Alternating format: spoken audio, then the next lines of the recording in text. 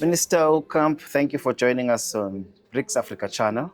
Uh, Today is the investment conference. Maybe we should start about the investment around the green economy.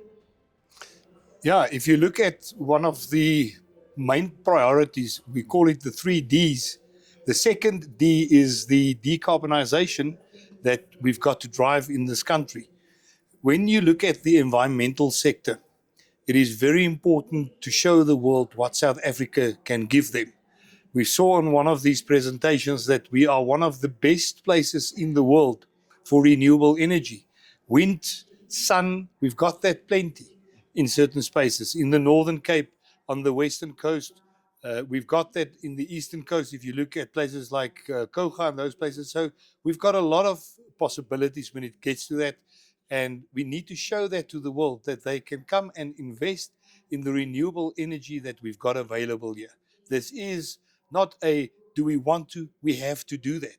We've got to look at renewable energy. If we just look at the uncertainty that's being created by this war in Iran and the alternative that green energy would have provided to us if we had it and if we had plenty of that, it would have been significant. Well, a lot of people always talk about cost and high cost of asking how green is green. And I wonder myself of like in the last, since 2018 really, this conference has been going. What is the average or the percentage of pledges or investments that has come into the country? There's a huge difference between pledges, excuse me, there's a huge difference between pledges and proof of payments. There's a lot of pledges, but if you look at what has specifically come in, it is very encouraging. There's more than 600 billion rands that came in through this investment summit. So it is a very good thing for us to portray what we can provide there. We need to get more pledges because it's pledges that in practice becomes those proof of payments. If we don't have pledges, we don't have something to work towards. So specifically with the green economy and driving sustainable use of our natural resources, there's a lot of people that want to come and invest, that see the potential that we've got here and absolutely the need of implementing that. If we get those pledges, we can build and plan accordingly.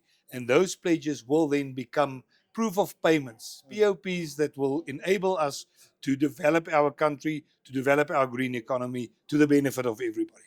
Well, most BRICS countries always tell me that they keep on knocking in South Africa's doors, but your compliance is over the top, they say. And I ask myself, from issues maybe not related to your department, such as visas, but also compliance in terms of getting licenses and issued to them. So how do we get to that proof of payment stage, Minister? Compliance is very important. You cannot have a system where you don't have any compliance. What is the core is that compliance must be seen as an enabler, not as a stumbling block. We must walk away from compliance standing in the way of attracting investment, but rather enhancing the investment that we get so that people that come and invest can do that with the certainty that they will comply to our laws, but also to the environmental requirements that we've got here. From my department side, we will do everything in our power to streamline those processes, to make sure that we are enablers and not stumbling blocks. And once we've achieved that and show people that want to invest in our country, that they can do that with the certainty of knowing that there will be regulations that's cemented in core principles, in protecting the environment, in rooting out corruption, in making sure that the investment will yield possible good results, and also in having a system that will enable them to go through the approval of what is required in a very reasonable way. Do you have any flagship programs that you're currently working on, especially around forestry or even fisheries? Yeah, there's a lot. If you look at the department in forestry itself, we've got a lot of potential for foreign investors that can come in. We've got a huge amount of forestry. We have 2 weeks ago, the president and myself was in Umzimkulu in KwaZulu-Natal, where we handed over 17,000 hectares of forestry land to the previous owners, the rightful owners of that land, and it was government land that we handed over to them. They must have those markets that they can use, and that is where investment come in. A lot of people out there in other countries need the wood that we are providing. If you look at our fishing sector, we've got a commercial as well as a small scale fishing sector in this country. We need to get a balance between, firstly, what we provide them with regards to licenses so that it is fair. I have recently, uh, on appeal, decided to give back the fishing rights of 297 fishing vessels, which, if you look at having 10 to 15 people on each one of those vessels, and each one of those people supporting 5, 6 people with the income that they generate there, we're talking about 20,000 people roughly whose lives have been impacted by the decisions that we took with regards to what they get there. We've got perfect environment for great fishing, but we've got to do it in a sustainable way, and we can market our fish, and we do market our fish worldwide. So there are investments in that regard as well. We need investments, for example, to make sure that the censuses that we do on our fishing is done better. We need data. In this department, we will base our decisions not on assumptions, but on proven data and scientific facts. And we need investments in that regard as well to enable us to make sure that we make the right decisions, which in turn will be to the benefit of each investor coming in. And talking about investors and market size, South Africa is getting criticized of like you look too much on the small business, and small business doesn't create jobs. You need to do better relaxation of laws for corporates, because corporates, at least they can be there for a very, very long time. What is the approach of the department? What we've said over a long period of time, and we see it being implemented, is that government doesn't create jobs. It's the responsibility of government to create an environment that is conducive for investment so that we, by that, create jobs and grow our economy. If you look at the balance between the small to medium scale companies or enterprises and your larger corporate entities, again, there needs to be a balance. It's not a one or the other. It must be a both. We need both our corporate multinational companies, big South African companies, which we've got a lot of, but we also need to have our small guys. Every single one of those big companies was a small company. They started out, you must crawl before you can walk. And that is where we are. And we've got to also assist those small companies to become bigger and to do business with more ease, and to also be able to attract larger investments from all across the world. We've got the people in this country, the best people in the world. And I know that I'm subjective when I say that, but we are a resilient people. We are a hard-working people, and we are a very innovative people. So I think if you combine all of that with the willingness to make this country a much better country than we have been used to make this country a country where we don't only see 1.1% growth, but 4-5% growth year on year. That is what we want. And for that, we need both the small guy and the big guy and the medium guy. Sure. So, ministers, having said that, your strategy is that balance and striking that balance very well. What is it are you doing in getting South African businesses, both big and small, in markets that we are aligned with, like BRICS?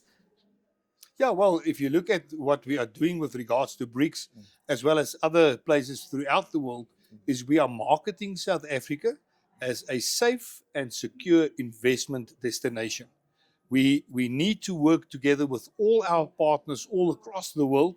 We've got BRICS.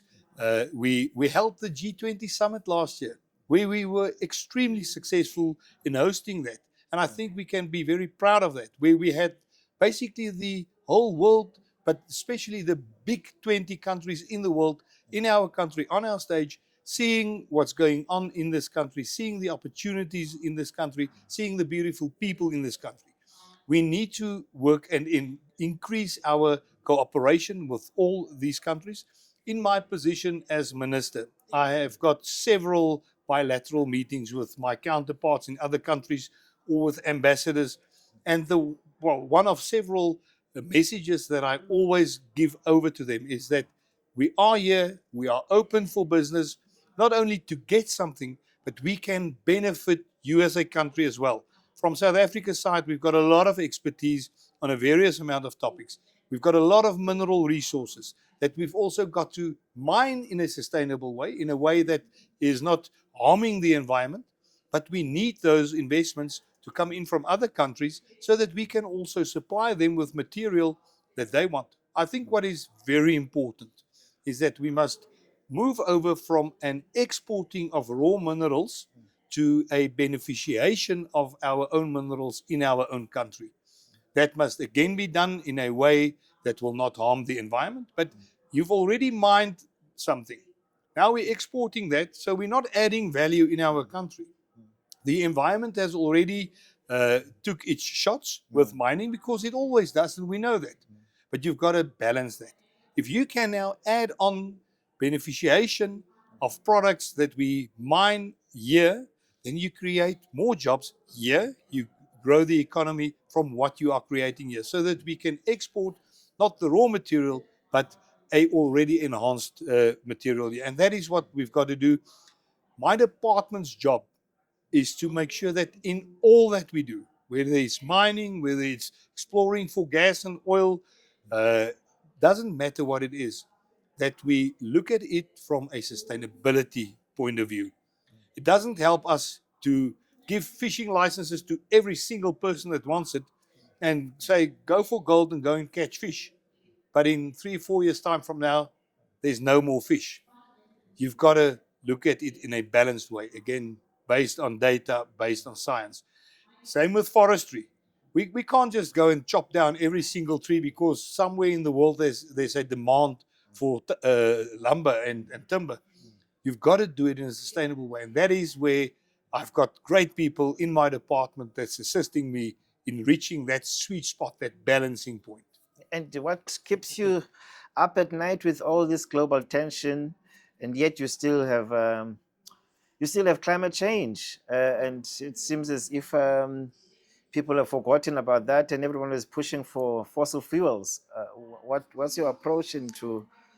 If you look at climate change, we as African countries, South Africa specifically, developing countries, we are the least contributors towards climate change, but we are also the harshest affected by climate change. Let's just have a look at some of the things that happened quite recently in our country. We saw veld fires raging all over the country. We saw severe flooding in KZN, in Mpumalanga, in Limpopo, Kruger National Park. Those are all the reaction to climate change. So we've got to ask ourselves two things. What are we going to do to firstly mitigate it? And then how are we going to adapt better to the effects thereof? Let me give you an example. Excuse me. In the Kruger National Park and in several places in Limpopo and Mpumalanga, bridges washed away. It would be silly to go and rebuild those bridges in the same way that it was designed 10, 15, 30, 40 years ago, when we did not have to deal with climate change. Because if we do that, in 2-3 years' time, if new floods come, the exact same result will happen. So we've got to adapt by redesigning those bridges. That costs us money. But it also creates jobs through the construction thereof. And it creates long-term sustainability because you know that you're not going to spend money on it now and in 4 years' time again and in 8 years' time again. Spending money now, and it creates an infrastructure that assists us to run our economy, to get tourists to a park, to have people driving around there. So that's just one of the examples. If you look at the global stage, I would not like to give my comment on what's going on in the world, apart from the fact that we need to prepare ourselves as South Africans. We sit with a lot of resources that we've got to, in a sustainable and responsible way, use to the benefit of our country. We must become less reliant on other countries, and we must make sure that when we become less reliant on other countries, do it again in a way that is fair to everybody in this country, but is fair and good for our natural resources.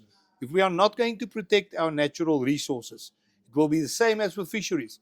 We will sit here and for a few years we will be very happy and we can put a lot of natural resources into the growing of our economy.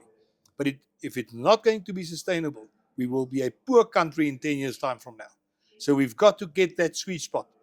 There's people that criticized me for attending the mining in Durban earlier this year. They asked, what does the minister that's dealing with environment do at a mining in Durban?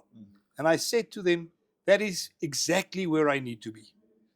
It's there that you can have first-hand conversations with your CEOs of big mining companies, with their environmental specialists, and make sure that they are on board with our plans of protecting the environment whilst creating jobs, whilst growing our economy. It's a mistake to think that creating jobs and growing the economy on the one hand is standing in opposition to protecting the environment. It is not true. There is a sweet spot and a balancing point, and that is what we've got to get in this department. Minister Willie Aucamp, thank you for joining us on BRICS Africa channel. Thank you so much. Appreciate it.